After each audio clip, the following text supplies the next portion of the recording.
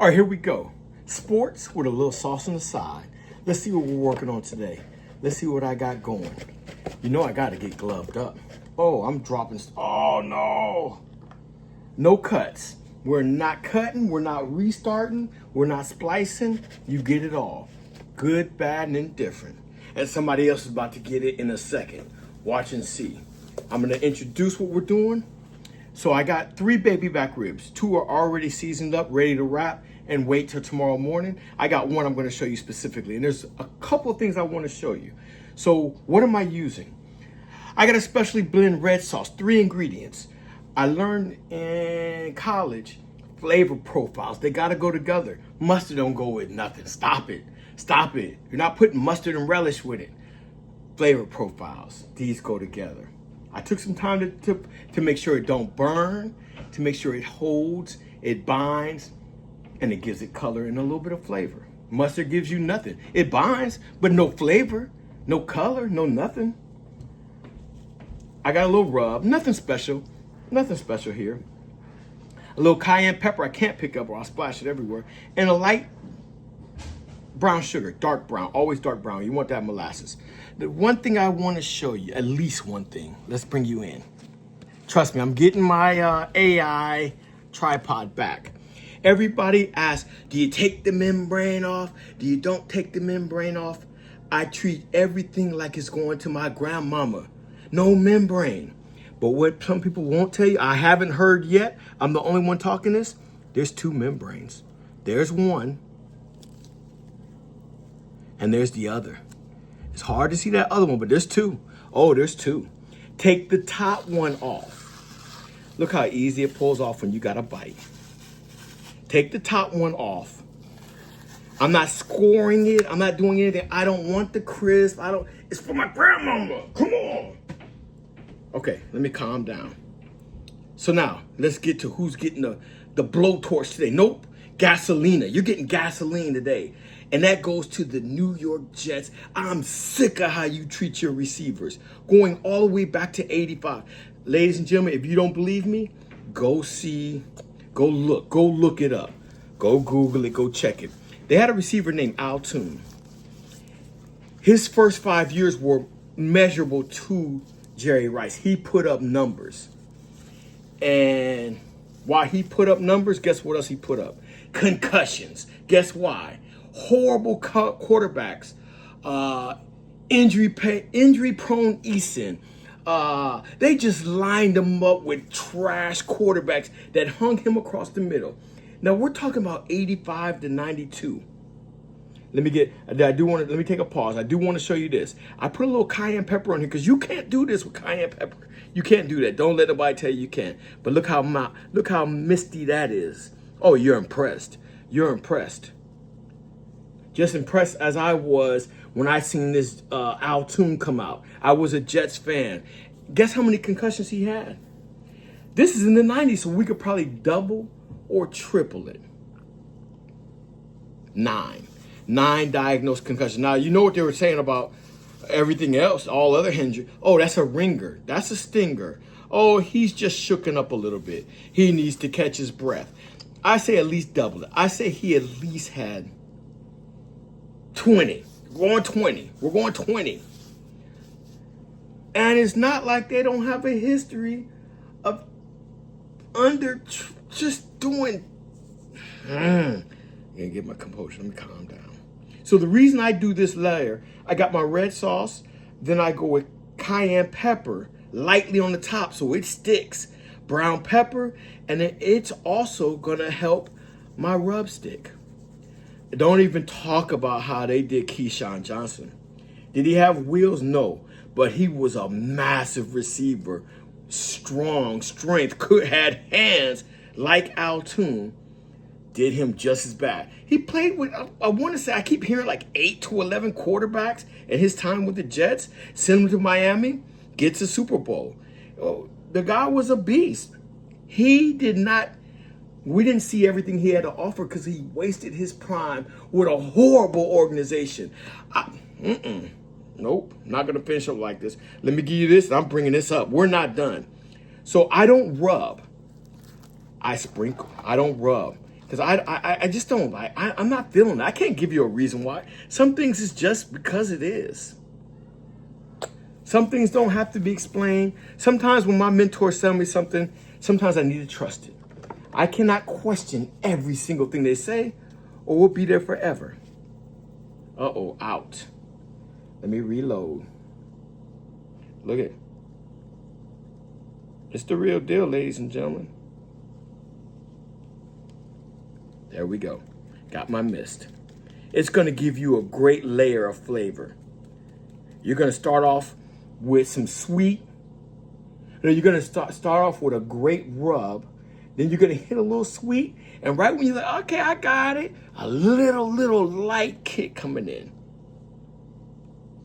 Let me finish this up. Let me bring you up. I need some attention, man. You already know what I'm doing here. Enough of that. I ain't wasting your time. Everybody wants to. Don't overdo it. Bring it back up.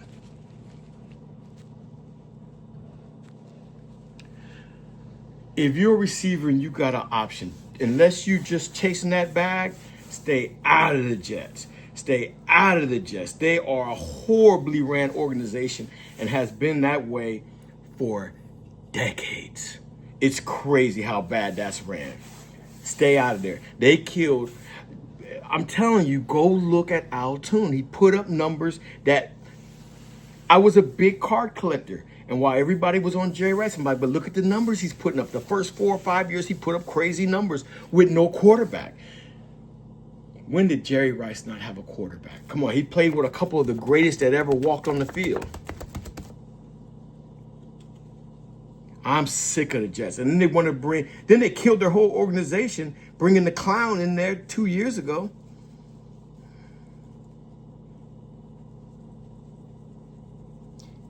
Aaron Rodgers talked bad about how Brett Favre left, and he did the exact same thing. Wouldn't show love, nothing.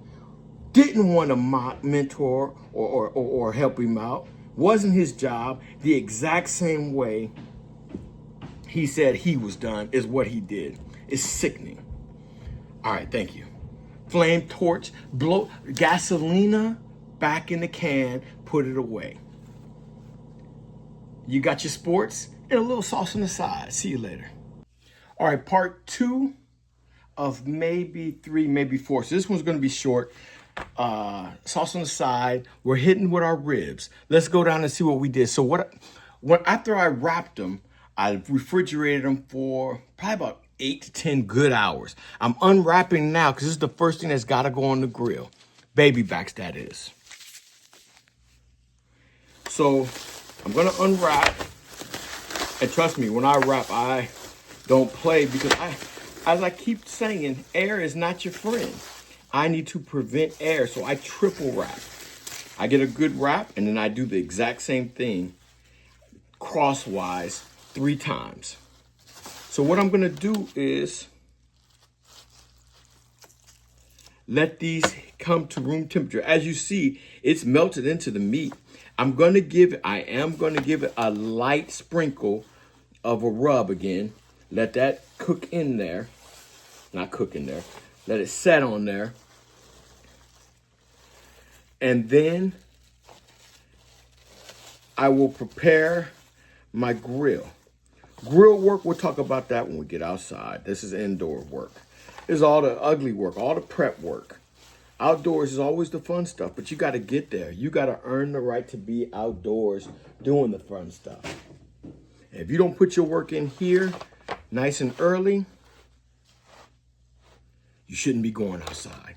So for this, for my little topper, I use Heath Riles. I have no problem with giving people their just dues. His competition barbecue rub is pretty good. I'm going to go really light.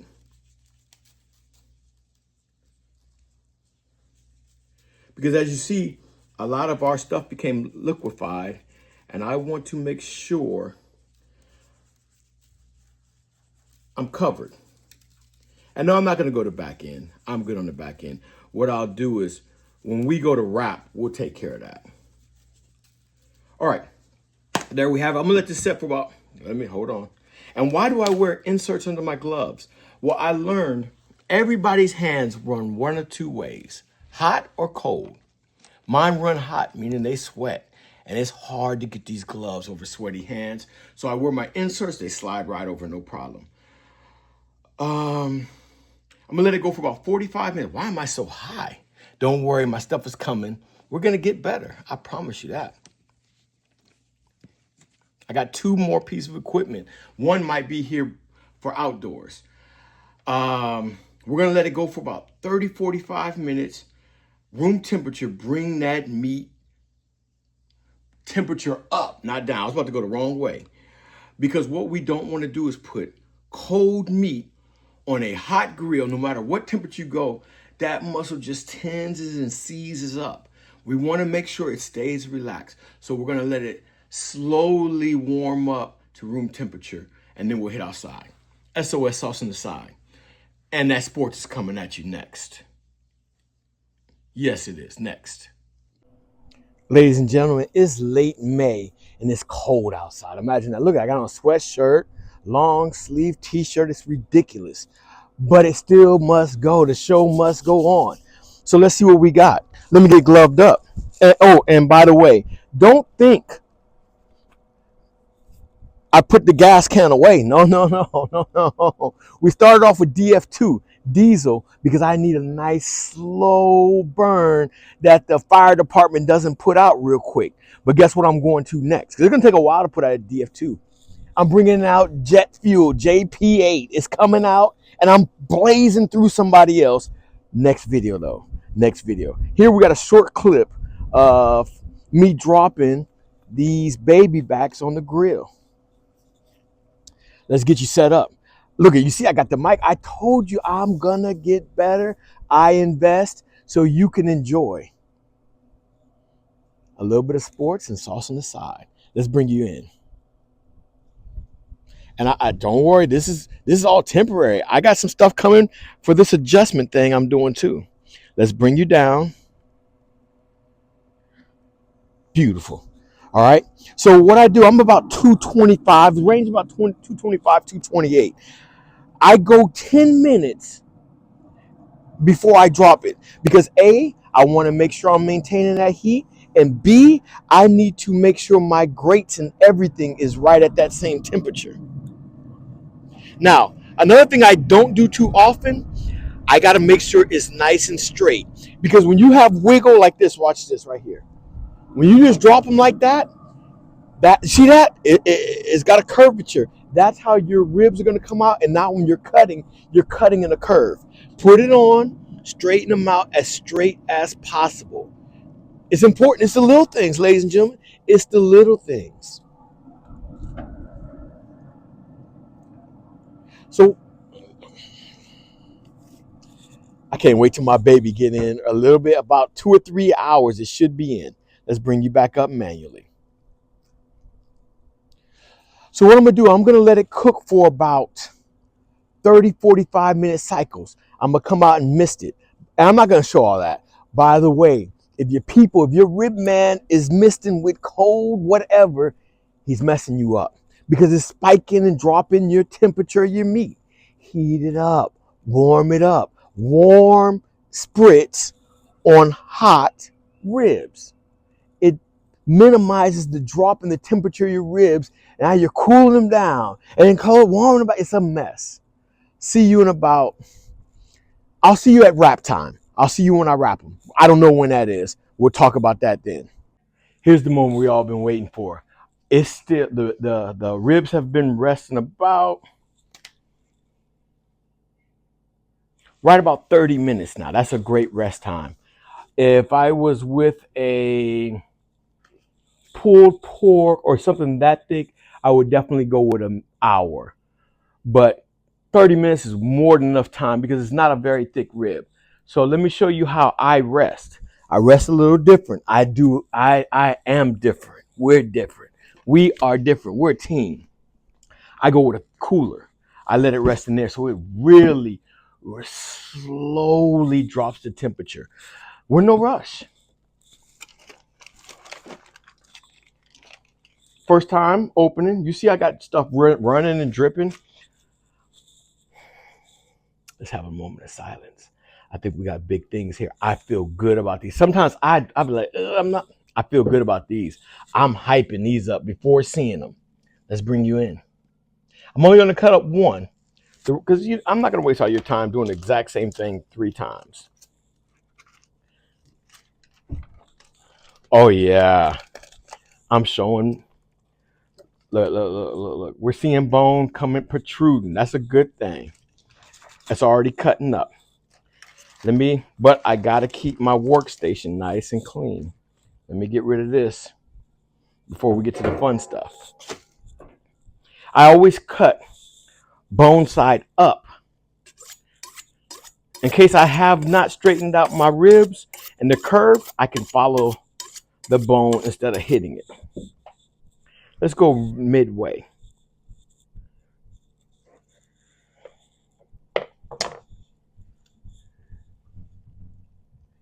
Look, you see my smoke ring.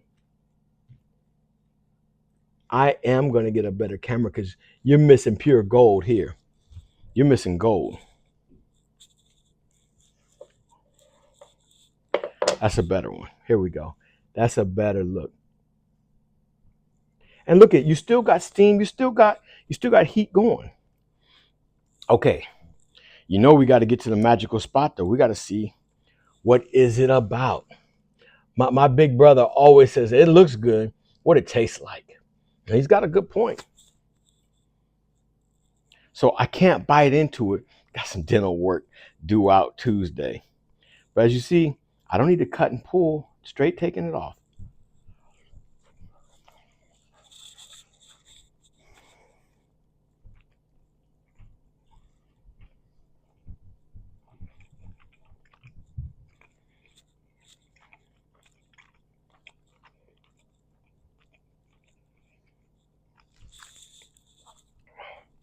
One concern I had, I was really, really worried about if I had overdone them wrap. Was I going to have mush fall apart? No, I still got a slight touch of a bite in there. Yeah, still good. Now, where am I going? I want to go to them Giants real badly. You know, you won 2 Super Bowls. I don't know how. Off pure God, whoever you're praying to, he came through today. She can whatever, because Eli Manning, he's led the. I know he led the league in interceptions at least twice. Come on. He played like Joe Namath back in the day where his interceptions and touchdowns were out of control. Horrible. Eli Manning, trash. And imagine he got to dictate where he wanted to go. The next person that dictated where he wanted to go fell all the way to the 5th round. Not this dude. And trust me, he's going to hit the Hall of Fame only because those 2 Super Bowls. If he don't win those 2, if it's not the helmet catch, if it's not the back of the end zone tiptoe in, he don't see any parts of the Hall of Fame. Matter of fact, he might not even see parts of a starter in his last 4 or 5 years. Trash. And you let the real winner go and win more Super Bowls. Oh, and you picked Eli Manning over him. No. New York football. I'm going to go with football now. We're not going to basketball. I'm going to touch basketball because I'm going to go a different way than you've seen. But New York football, absolute trash, and they've been skating under the ring forever. We give Jets the business. Giants, you get the business too. You let that dude go to Philly, you screwed the whole NFC East up with that. And nobody's competing over there. As I start to move my alliance to Commander Land, we got a problem up north. Because of you, Philly. I'm out. I can't even do this no more. Giants, you screwed us over.